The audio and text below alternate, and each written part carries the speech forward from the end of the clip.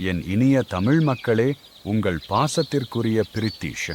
இந்த வட்டமான உலகில் நாம் தினமும் எதையாவது தேடிக்கொண்டிருக்கிறோம்.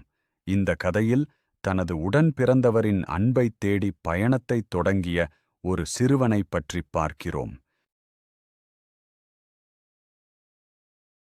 டாய், உனக்கு ஒன்று தெரியுமா?